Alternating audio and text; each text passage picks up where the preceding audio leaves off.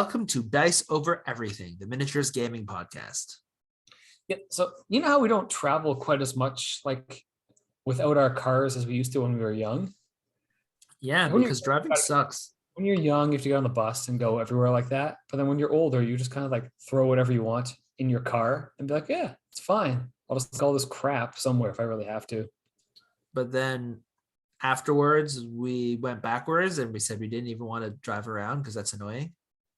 Yeah, it's true. Or we just started like drinking more. Maybe that was it. Well, I think those were related, basically. Yeah, they could have been related. Yeah, we started going to a store with a bar just across the street, and that changed a lot. I'm like, oh man, if we drive, how are we going to do this? Yeah, it did. Because with wargaming, you're like, oh, if I bring my car, I can bring all this terrain. But then we can't go to the bar. Now it ruins the other part of wargaming. It's going out after wargaming. Yep. So what did that result in? It's very different in the way that you pack your stuff, right? To bring around, because when you had your car, you could just bring everything in like a loose cardboard box. But now you have to be much more careful with packing your stuff to be able to bring it on, because you have to carry it easily. Well, I was never that like laissez-faire with how I carried my stuff, but I mean, I didn't have to be that efficient. Or we played War Machine. Could have been that laissez-faire. That's the point.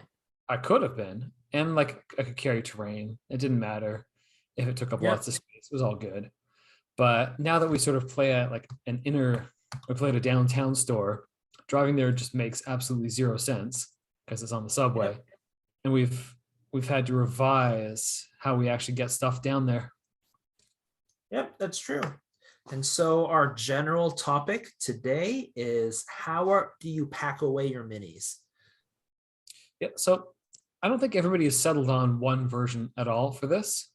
I'm not going to say there's a definite way for it, and I guess we should like mention that we're skirmish game players, so we've sort of opted out of some of the bigger problems with moving miniatures. So the first tip for packing your minis so you can bring them to the store or bring them to your friends is to select the right game to play.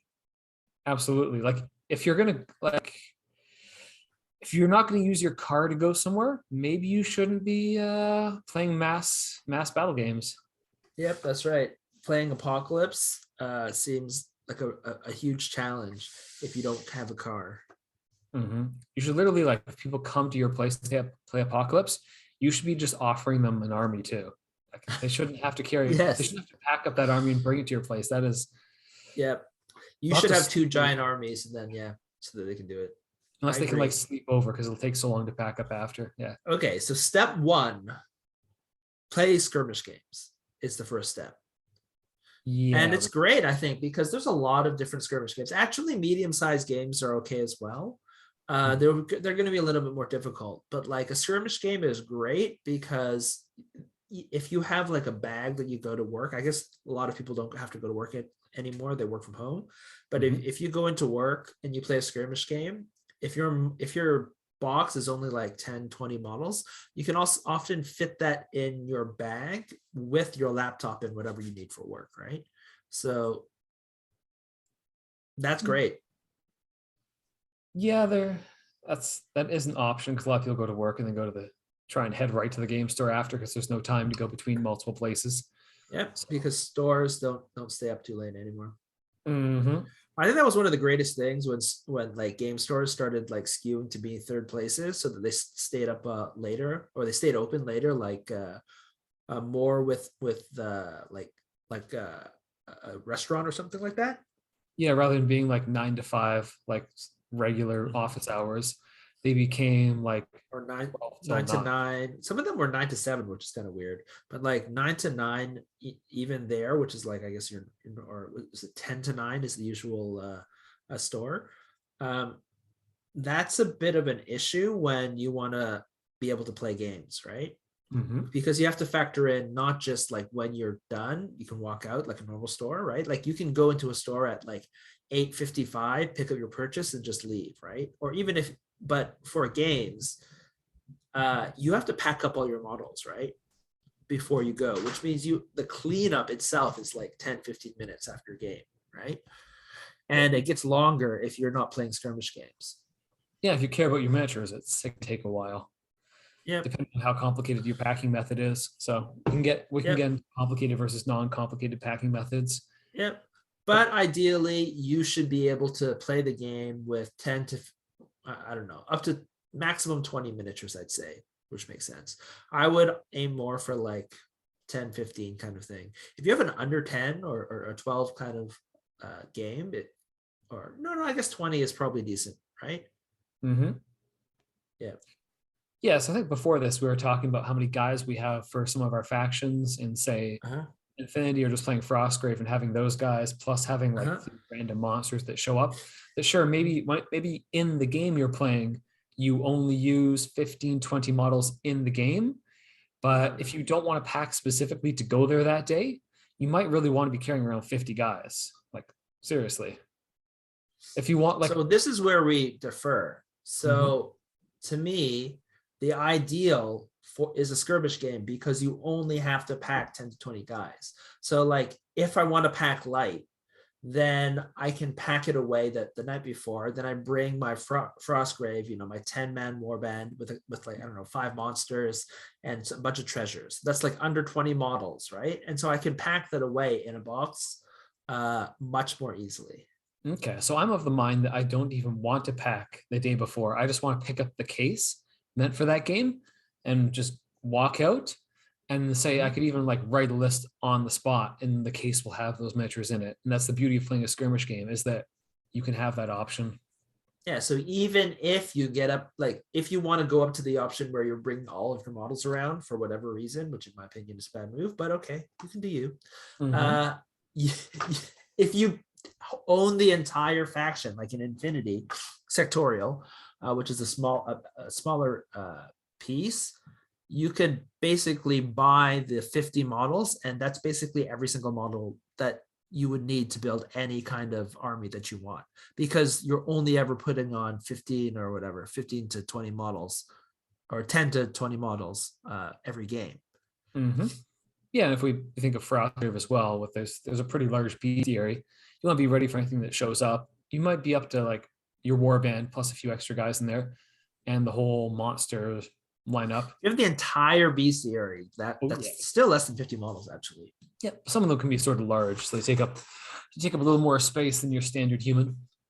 Yep, but if you have like, if you're going to the game store with a bunch of people, like you can. The bestiary doesn't always show up in Frostgrave, right? So you have your 10 guys, right? Maybe you have a couple of extra guys because they might become upgraded, and then you have, if everyone brings like fills that in with treasure and monsters, you have what, 5 to 10 or 5 to 8 monsters per guy, and if you have 2 or 3 guys show up, you have a large array of monsters if they don't overlap, right? No, you could probably fill your bestiary with 4 guys show up. I see this usually just being one person is the GM, the dungeon master. Because you refuse to bring any monsters, not pulling your weight, just bring your wizard warband. One day I'll just show up with all of them. It's fine. Yeah, in one giant case of 50. Yeah, so that's the other thing, is that there's different kind of things that you want to do in terms of packing away. So what do you use? What's the size of bag that you use to carry around, or do you put it in a case that goes into another bag? So I prefer like hard cases around my guys, which I don't know. We could have started at the typical solutions, because the typical solution for that's like available commercially is those bags that are full of foam. Yep. Which neither of us have moved into, but we do both use the foam because the foam is great. Yep. Well, I have, for War Machine, I have a full battle foam bag or whatever, army case bag, which is especially, I do have one bag, right? Where it's a special bag that has the layers of foam. So basically, if you look at battle foam, and there's another one. Yeah, there's like KR cases. Yeah, that are basically, they sell layers of foam. And pre-cut foam, basically, right? So that allows you to slot in, it just has a whole bunch of slots for miniatures. Then you lay them into like a fabric kind of case that is shaped in a way that you can fit as much foam as possible. And so I was able to bring my whole War Machine army with all of the options, right, would fit in this bag that's like, I don't know, 10 by 16 by 6 or 10 by 16 by 8 or something like that. Yeah, it's a little smaller than a carry. It's like the size of a knapsack, I'd say, like a big knapsack. Yeah, but it's a weird shape because the foams that they have are like just weird shape.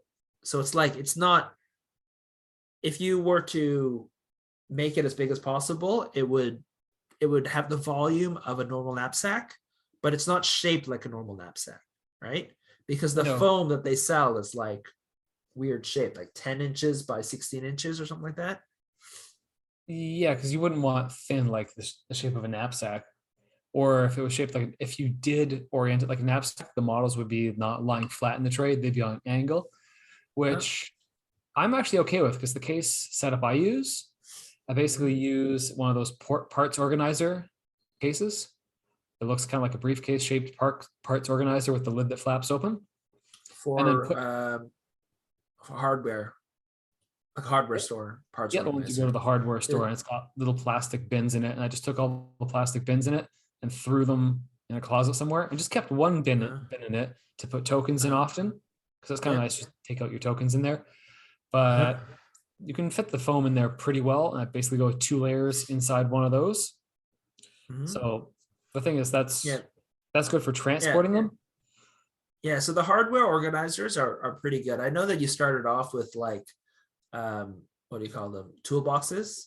So the problem was we were playing War Machine, and those parts organizers, they're not very big. And War Machine's a medium-sized game. So you're basically forced up, by playing those games, you're forced up in size for what you use. And I probably would have been better off. A toolbox is bigger. Yeah, the toolbox is bigger. So, but War Machine was, so we use toolboxes. Well, we have toolboxes. I think you got me a toolbox, which is really awesome. Thank you for that, by the way, for my Eldar. And then you also had a toolbox for your Space Marines, right? So the toolbox I got you for the Eldar was more of a novelty one where the drawers all slide out, which I actually really still like the idea of, because with the foam, or to get any of the models out, you basically have to like pull all the trays out, stack them somewhere, and then get the guys out. Whereas if you can pull drawers out, which there are like smaller toolboxes you can do this with, you basically pull the drawer out, get the guys out you want, put the drawer in, pull the drawer back out, so you don't have to sort of pull all your foam trays out of the box to get your guys, which is an interesting solution, but it's a little less space efficient because the drawers themselves take up room to have their sliding hardware. Yeah, the thing with the toolbox is that they're optimized for like to be able to, I guess, sort and control like tools and stuff like that.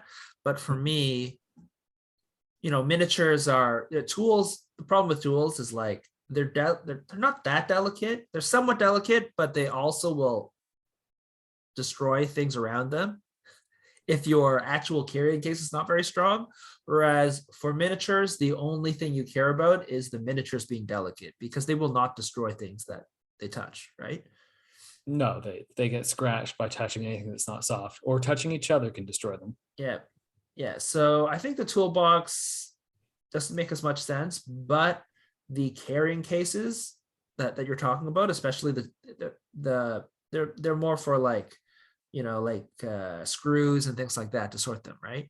For toolboxes that you're using, or not toolboxes, like it's like screw sorting case. What's great about a lot of them when you buy them is that they are often stackable. So they have like little hinges that allow you to stack 2 or 3 together. So if you have if each layer has like a certain amount of miniatures, right? And like you're saying, right, you can have 3 that has your entire collection, but then sort them in a way that you have 3 different armies, right? Or 3 sets of groups, so that you can bring one if you need to. And then if you're saying, oh, I want to bring all of them, then I bring all 3 or 4. Yeah, the ones I have, the cases can snap together. So if some new player wanted to play, I can basically hold one hand up, but several cases snap together for the. Yeah, you can find them at Home Depot. You'll see what I'm talking about. They're like thin, so they're like what, like 2 or 3 inches tall, and then like a box kind of thing. Yeah, with a clear case on top. Yeah, they have a clear lid. So obviously you don't. So storing my miniatures, all my armies don't actually stand those things. I basically have cardboard boxes where the foam goes into afterwards. So depending on the army that's being played, sometimes the foam gets. So you still use foam though. So inside these boxes, you don't just throw all of your miniatures in, but I do throw all my miniatures in when I was playing X-Wing because I don't really care about them getting scratched and they have like enamel paints and stuff like that. So I just throw them in the box. But for miniatures that you painstakingly painted yourself, you're not just going to throw them in. How do you keep them from getting damaged in these hard cases? Yeah, so we were talking about the foam before. So oftentimes you can get the pluck foam or you can get ones with pre-cut. Yeah, I think this foam is basically like the same kind of foam that you use for what do you call it? Like sound absorption and stuff. Maybe. I think it's the same kind of foam. So it's just like generally often just a black foam that is I don't know, black spongy foam. I feel like memory foam would work too, but yeah, it probably would. It would just be harder to cut. Memory foam seems like hard to cut. So the thing with, you can get the ones with the pre-cut holes in them, but often if you've got like weird shaped guys, you won't be able, they'll have to either modify it by, which I do sometimes, you just rip the foam out in between the slots if the slots are too small, and then you just take some white glue and then glue it back together to redo it.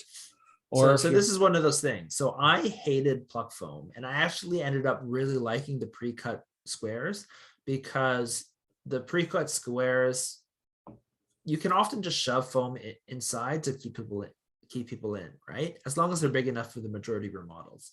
Yeah. So and then if you have like a weapon sticking out, you can kind of cut a little nick or something like that in the pre-cut foam. And the other good thing about the pre-cut foam is that the gaps in between them, because they don't have to be plucked, they're a lot thinner.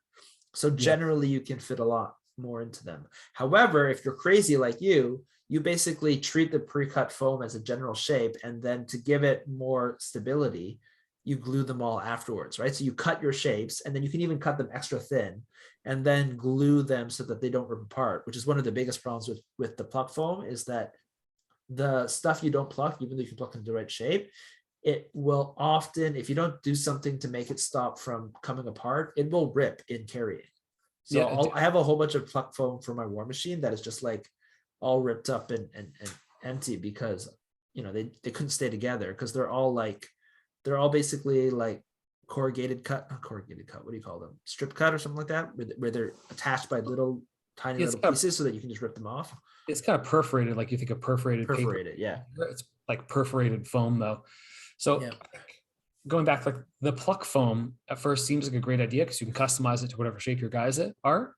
But the downside, if you make an individual shape for every single guy, when you go to pack your army away, you're now like, oh my God, this guy has to go back in this one specific spot. So it becomes this really big like task to try and remember where everything goes, and it takes your time.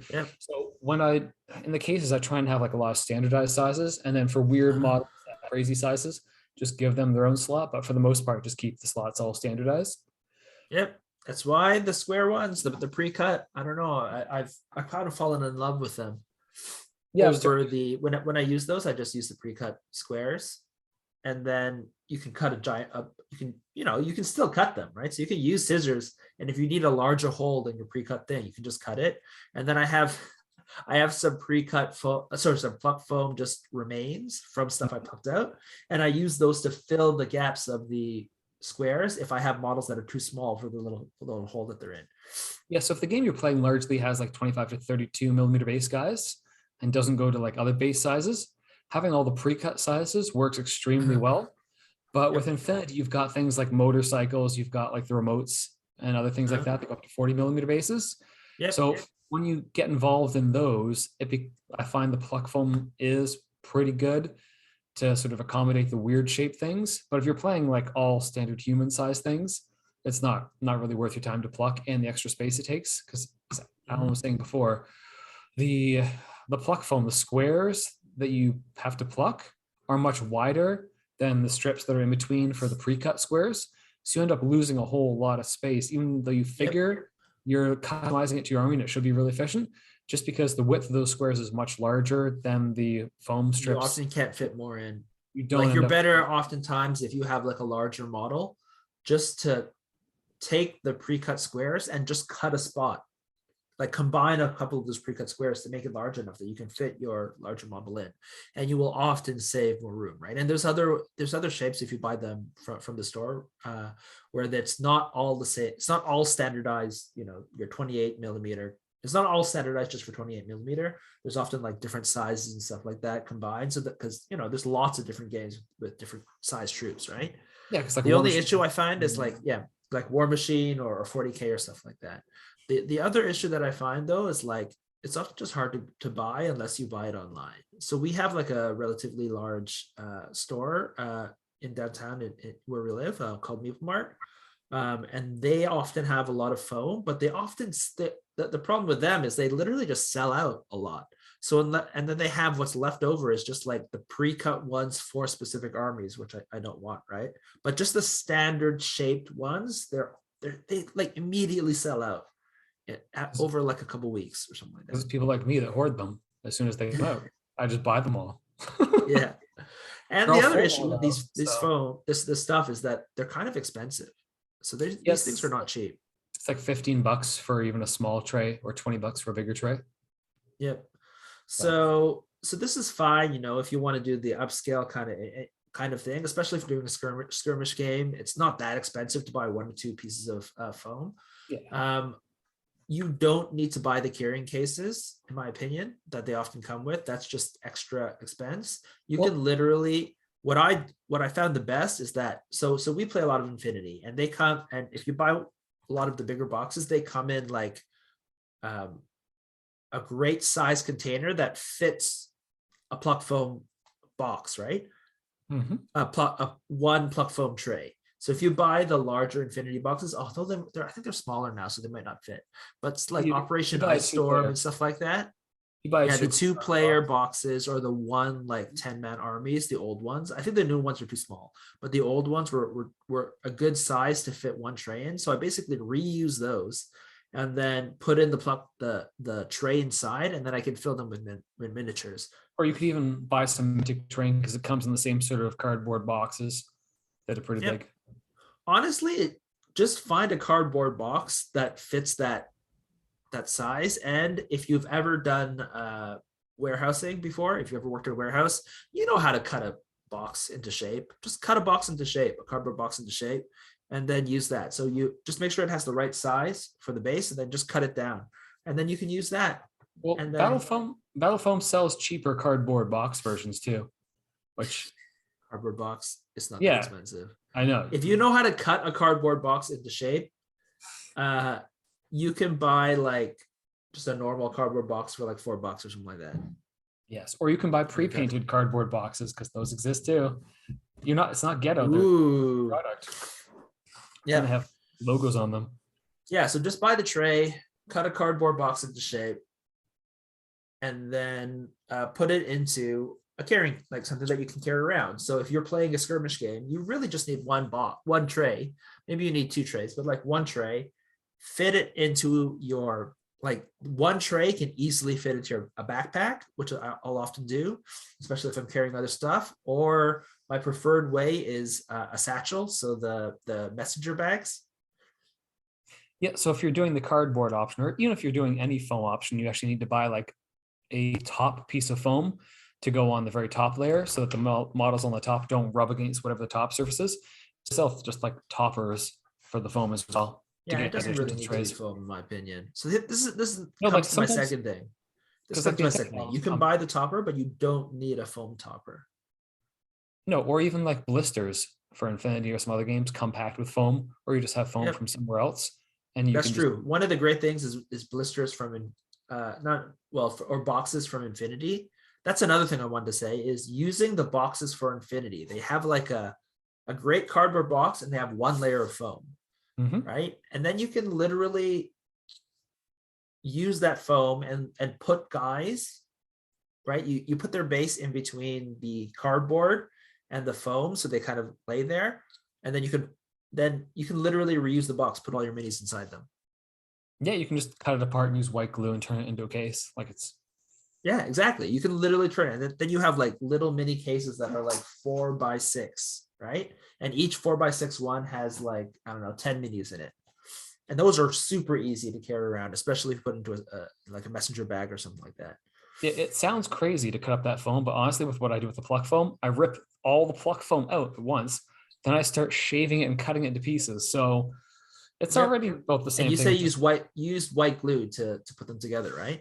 Yeah, because it's fairly soft and it turns clear afterwards. And if you try and use super glue on it, it actually reacts with it and turns green and smelly and melts it. So you don't want to use super glue on foam on your on the sort of.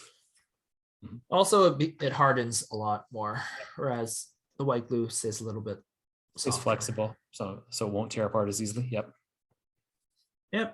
And so so you can use those things. Like, this is unfortunately for a specific game, right? If you buy Infinity, you can use those boxes to carry your minis. They give you foam. Other games usually don't.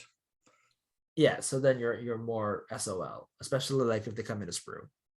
Which that's why you have to go out and buy your $50 foams instead. Well, if you go to the hardware stores, they'll often sell like foam storage trays as well. So it's usually for like fishing supplies or like guns with foam inside. Oh yeah, for guns. Yeah, I hear a lot of people use gun carrying cases. The only issue with gun carrying cases is if you leave them in your car or something, you're much more likely to have someone break into your car to try and steal your case. Or if they break into your car, they'll just take it. See what's more valuable. Yeah, exactly. It's like, oh, this looks like a gun. I'm definitely gonna like you're targeting yourself to get your car broken into. But that's why you also maybe use the subway and you carry it around. If you're carrying your gun case, maybe people will be less likely to try to steal it from you. I'm sure that'll look totally inconspicuous. Anyhow. Well, I'm just saying, like, if you're carrying around what they think is a gun, they'll be less likely to try and steal it off you. So the other thing is, another thing that I found is useful, especially if you are playing, let's say, a bunch of the plastic games, right? Unlike Corvus Belli, who comes with that special foam, is you can use shoe boxes. So the plastic shoe boxes that you get from your dollar store, like we have Dollarama, right? Oh, just plastic. And you have those plastic storage boxes that are pretty cheap. And then what you do is you buy foam core, which is the foam with the paper on the outside, right? So it's paper and foam, and it's kind of stiff and rigid, and you can basically easily cut those into shapes to become their own drawers. So this is obviously a lot more work, but it's a lot, you can cut them into any kind of shape that you need, right? And the thing is, with the paper and the foam behind it, your miniatures are much less likely to chip and paint, especially if they're plastic miniatures, if you cut your little shapes with them, right? Yep. So this is another easy, cheap, very cheap way, right? Like 1 or 2 pieces of foam core, which is what, like $1, $2, and then each box is like, I don't know, another $1, $2, and then you can, stack them and cut any kind of shape things, right? You make them like, you cut holes basically, so you turn them into a grid, right? So that you can put your miniatures in between them. And this is a super cheap, super easy way to carry your stuff around. It's just more work, but it's like, it's, like, this is a budget kind of thing. If you don't want to spend all the money, if it feels bad to spend money on foam instead of miniatures, you can just buy the dollar store stuff and stack a lot more miniatures in there. If you're just using plastic miniatures, yeah. I found even metal miniatures. Yeah, okay. Seems dangerous. But so I guess the one more esoteric, you can cut them to the whatever shape. Remember that they do have foam underneath, right? Paper is not going, like, if you think paper will rub off, you can literally strip the paper off of one side if you want to. Interesting. I didn't consider that. That's as a thing. It is foam. I've never had to. Like, paper is pretty soft. The other thing you can do if you're worrying about rubbing off, which I've seen other people do, is you'll have your holes for your miniatures, right? And oftentimes even like foam kind of rubs off your paint job, right? So what you can do to make it much less likely for things to rub off is to put wax paper around the foam. Yes, what I found helps with foam for not having the guys move around too much and not scratching is where their bases are. Just make sure the foam is tight at their base. It doesn't need to be tight around the rest of the miniature. But if you design the foam such that their base is pinched, they don't usually like flop around as much and start rubbing. Yeah. So that's one of the main keys I find Yeah. with miniatures and foam to keep them from scratching off. Yeah, that's why you can often have like, you know, your foam to like put them into place, like little locking mechanisms, you know, or just basically stuff the area, right? It's just like packing peanuts. It's the same kind of idea as packing peanuts, right? So just shoving foam in there. But oh, you're talking about putting foam on top of the guy afterwards, like having a little block to put on them. yeah, so they don't rub around. Yep. You can use packing peanuts actually, because they're pretty slippery. And like I said, though, if you coat everything in wax paper, you don't coat, but you line it with wax paper, the wax will like make it slip as opposed to cut.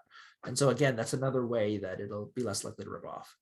You still want the foam on the other side because you want it to give as opposed to actually, you know, scrape off. But yeah, I heard that works really, really well. So going down another road, paper towel and wax paper. I think that's what Spud used. Okay. Yeah, it worked. He said it worked. He said it worked. Yeah, if you don't care what it looks like, it works. Hey man, if it works better, the biggest thing is that if you do that, it might be harder to take out your models, right? So the great thing about the pre-cut things is the exact same thing like you're talking about with if you cut everything to, you know, if you don't have a pre-cut, then it's super hard to place back. You know, as long as it's easy to take it in and out, like that to me is what makes it better. Yeah. So I guess changing directions away from the foam, I haven't done this yet, but you've created these sort of options for using magnets to hold the guys in place and to actually carry the guys around like that. Yep. So I do have also for Infinity a magnet tray. So I looked around, but I hated the ones that people created for a number of reasons. They weren't the right size, and often the magnet trays were giant, which I hated. So what I wanted to do was basically be able to use a laptop bag to carry around my miniatures, which meant the magnets there's not really a laptop sized magnet tray. So I had to build it myself, right? All of the magnet trays that you get are basically like a metal sheet, and then they tell you to put magnets underneath your miniatures, which I think is stupid as well. Well, so what I did instead, some bases come with nice spots to put magnets in, but the bases don't come with those sort of nice spots. Every Infinity miniature has like, you know, a hole specifically to put a magnet, and also from LFO. In my opinion, I hate those. I wish they didn't have those at all underneath, because I have a better solution in my opinion. Instead of put a magnet underneath my miniature, I have the metal sheet, right? And then I put a washer, right, underneath each of my miniatures base. Just got a steel washer from the hardware store and just glue. So a metal, exactly. It's just a steel washer. It's like the super small ones that you can get from again Home Depot. So I have a washer underneath my base and I have a metal sheet, and then all you need to do is put a magnet on the tray. So that way, you know, instead of having the magnet on your model, you just have your metal washer underneath the model, which is much lighter, right? And then you also don't need as many magnets, because you only need as many magnets as you need in the tray, as opposed to every magnet on your models, right? It also makes it weird when your models have a magnet underneath, like if there's any metal or stuff like that. Grabbing things if they're metal, yeah, exactly. So if you just have the washer, though, you know, that's a lot easier, right? So then I basically doing that allows me to, you know, only have the magnets on my tray, and it works just exactly the same.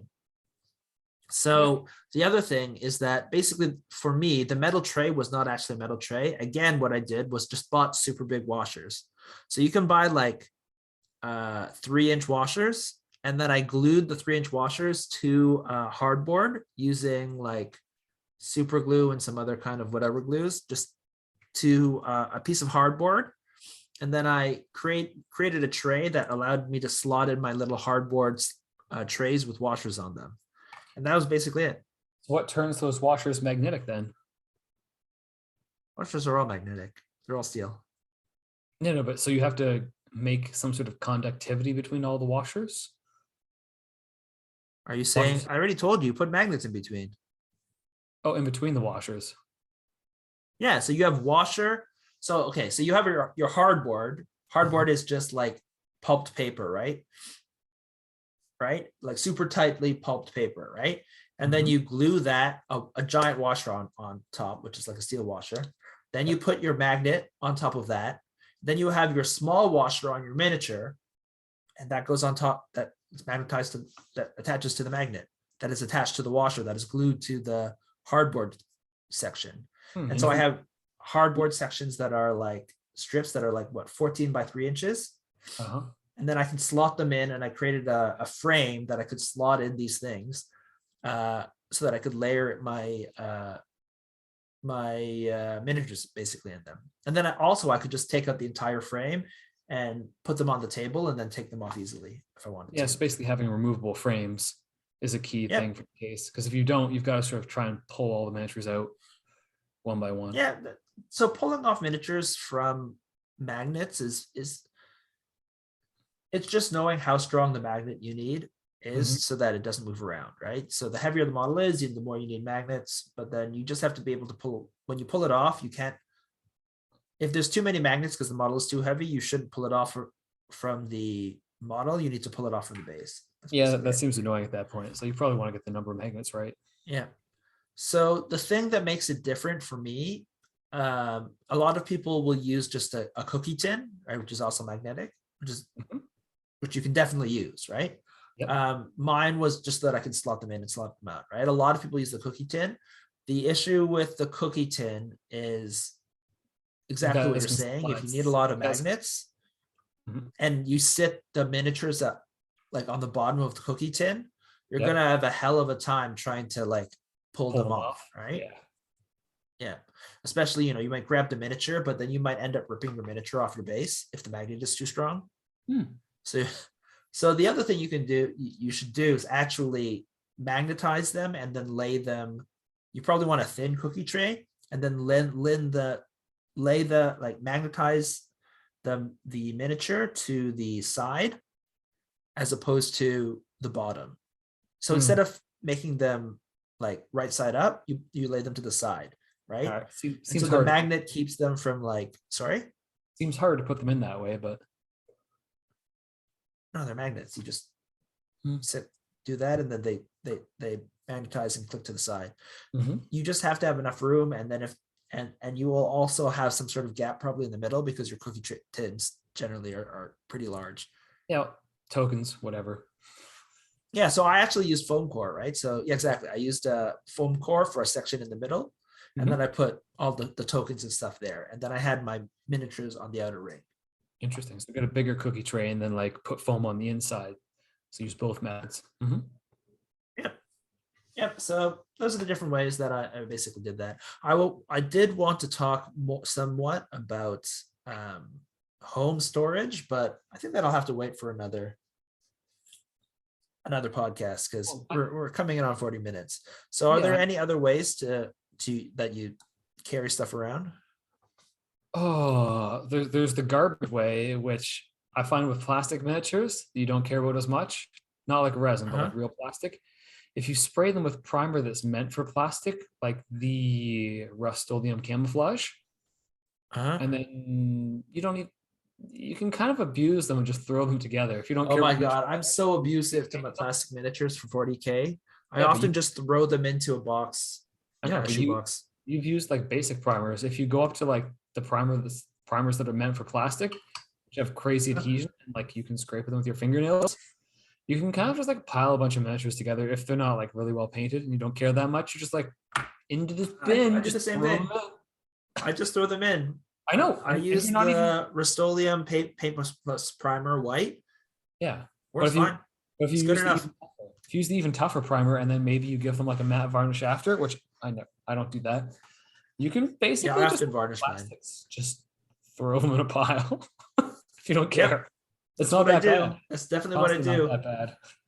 I have a whole bunch of like Warhammer 40k, like not 40k. Oh no, 40k and fantasy miniatures. Just throw them into a box and then pick them out. They're generally fine. Yep. Sometimes actually what's more of the problem is especially with the modern 40k models. Games Workshop models. Often the times they're very, very thin. So instead of the paint peeling off, you're more likely to just have an entire piece break off if you throw them into a box. You'll bend something and damage it. Yeah.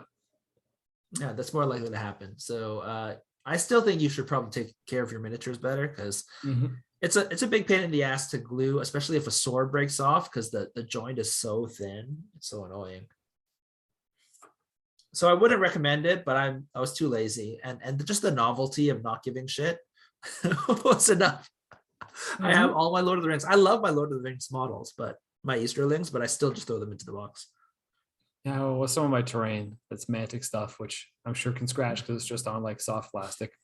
Just like, well, all the scatter train's just thrown into a pile because I don't want to spend the time to pack them into individual slots. So that's the price you pay for just. Yeah, that's one of the issues with Infinity, in my opinion, is that although you have very few miniatures, and even Frostgrave as well, is both those games require a lot of terrain. So we go to play at a game store, so we're generally fine because they have terrain, or we have left terrain there in their game space to be able to use to play. But if you're bringing that around, unfortunately, that means that you need another box to carry them. Just the terrain. And usually it's not separated by foam. It's basically stacked on top of each other. So one of the good things that I found for Infinity for packing terrain is, again, choosing the right terrain. So for Infinity, that's supposed to be a lot of buildings. I love the standardized building sizes because they often will stack inside of each other, and then they can pack away much more easily than these weird shaped buildings. And any terrain weird shaped buildings are much more pretty and much more realistic. Yeah, any terrain we've had with gribbly bits, the gribbly bits are dead within 2 months. It's unfortunate, but that's the reality of like hard used terrain. Yeah. Yep. So yeah, and the carrying case in general we use for terrain are basically the plastic letter size file. What do you call them? Basically carrying boxes for legal whatever letters and stuff like that, but they're plastic as opposed to paper. Yeah, I don't know how many gallons they are. I forget the number. Yep. So that's basically it. Hopefully that's basically how we carry our miniatures. All the different kind of ways that you can carry your miniatures. The other way is, I guess, carrying them in your hand, but that's kind of tiring. So. And I always drop them. I always drop miniatures if I just carry them in my hand. So I wouldn't recommend that. It's better if you just threw them in a shoebox. That's what miniatures are for. Just and if they get ruined, that's just an excuse to buy more miniatures. So you don't have to feel too bad.